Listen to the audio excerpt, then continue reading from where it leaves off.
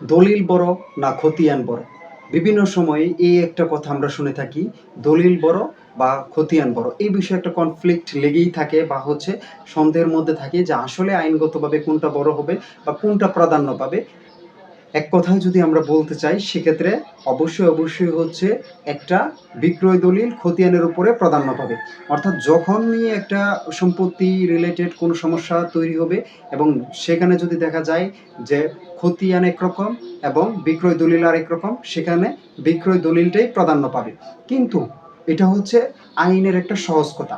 প্রকৃতভাবে যদি আমরা deeply thinking করি তাহলে কিন্তু এটা এক কথায় কোনো উত্তর হয় না যে খতিয়ান বড় না দলিল বড়। তাহলে কেনই আমি প্রথম বললাম যে খতিয়ান থেকে দলিল বড়? স্বাভাবিকভাবে বিক্রয় দলিলের মূল্য অধিক, কারণ যেই খতিয়ানটা থাকে সেখানে ভুল থাকতে পারে, সে ভুলভাবে এন্ট্রি করা ইনফরমেশন আসতে পারে।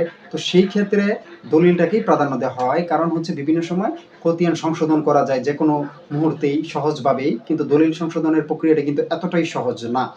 তো এইভাবে বলা যায় যে দলিলের প্রাধান্য খতিয়ানের উপরে থাকে।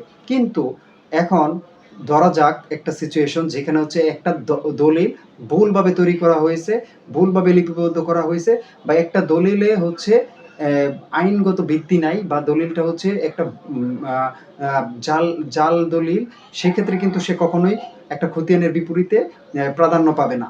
অর্থাৎ দলিলকে যদি খতিয়ানের উপরে প্রাধান্য পেতে হয়, দলিলটা স্বয়ংসম্পূর্ণ সঠিক এবং ত্রুটি মুক্ত হতে হবে, তবেই সেটা খতিয়ানের উপরে প্রাধান্য পাবে।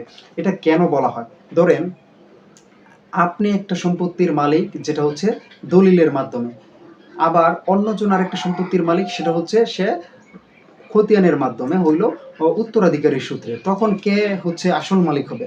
তো আপনি যে দলিল মূলে মালিক হয়েছেন, আপনার দলিলটাই এখানে প্রাধান্য পাবে। খতিয়ান বা উত্তরাধিকারীর সূত্রে এটা ভুলেও একজনের নামে লিপিবদ্ধ হতে পারে, একটা খতিয়ানে বা একটা রেকর্ডে বা একটা পর্চায় বা একটা খারিজে ভুল ক্রমে একটা ব্যক্তির নামে সম্পত্তি অন্তর্ভুক্ত হতে পারে।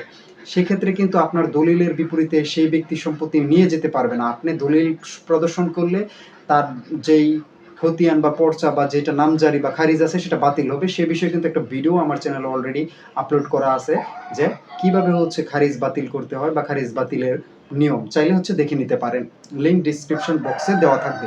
তো আমরা যখনই কোনো একটা বিষয়ের দলিল বড় না খতিয়ান বড় এই প্রশ্নের যদি একটা কোনো সিদ্ধান্তে পৌঁছাতে যাই, সেক্ষেত্রে অবশ্যই দেখতে হবে কোনটা কারেক্ট এবং কোনটা ইনকারেক্ট, বা কোনটাতে ভেজাল আছে বা কোনটাতে আইনগতভাবে অশুদ্ধতা আছে, অর্থাৎ ত্রুটিপূর্ণ।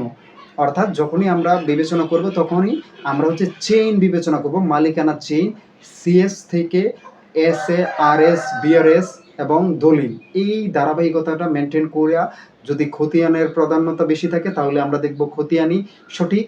দলিল যদি প্রাধান্যতা না পায় তাহলে দলিল এখানে ছোট থাকবে বা খতিয়ান এখানে বড় থাকবে।